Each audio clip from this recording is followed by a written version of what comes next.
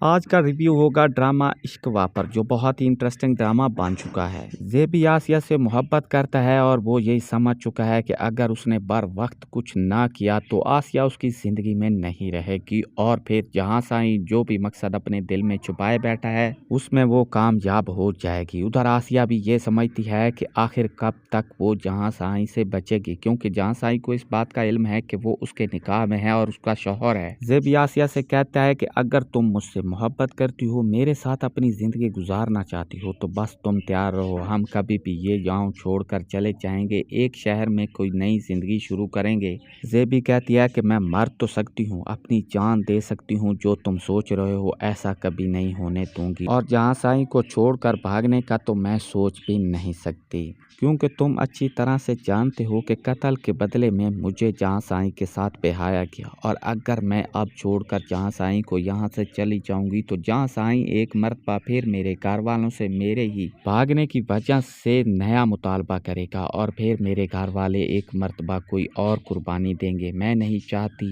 कि बार बार ये कुर्बानी का सिलसिला जारी रहे। वहीं पर ज़ेबी कहता है कि मैं भी तुमसे बहुत ज़्यादा मोहब्बत करता हूँ और मैं भी अपनी मोहब्बत की कुर्बानी नहीं दे सकता। आसिया कहती है तो मेरे लिए बस ये ही आसान है कि मैं अपनी जान दे दूं। एक तरफ तो तुम हो जो दिन रात मुझसे अपनी मोहब्बत का इजहार करते हो, और दूसरी तरफ जहां साईं है जो ये ताक लगाए बैठा है कि किसी भी हमले में वो अपने मकसद में कामयाब हो जाए। लेकिन मैं क्या करूं, अब मैं हार चुकी हूं। मैं चाहती हूं कि मैं अपनी जान दे दूं और इस सारी मुसीबतों से पीछा छुड़ा लूं। उधर दूसरी तरफ जहां साईं को जुलेखा जो धोखा दे रही है वो बहुत ही ज्यादा खतरनाक है। जुलेखा ये जानती है कि वो आग से खेल रही है। उसे पता है कि जहां साईं कुछ भी बर्दाश्त कर सकता है, लेकिन धोखा फरेब बिल्कुल भी बर्दाश्त नहीं कर सकता। जहां साईं ये भी अब सोचने लगा है कि उसकी बीवी जुलेखा जो है वो उससे बहुत सी बातें छुपाने लगी है। उससे छुपकर गांव में जाती है और किसी से मिलती है, क्योंकि ये बात अब जुलेखा के दिमाग में भी बैठ चुकी है कि अब अगर उसने कोई भी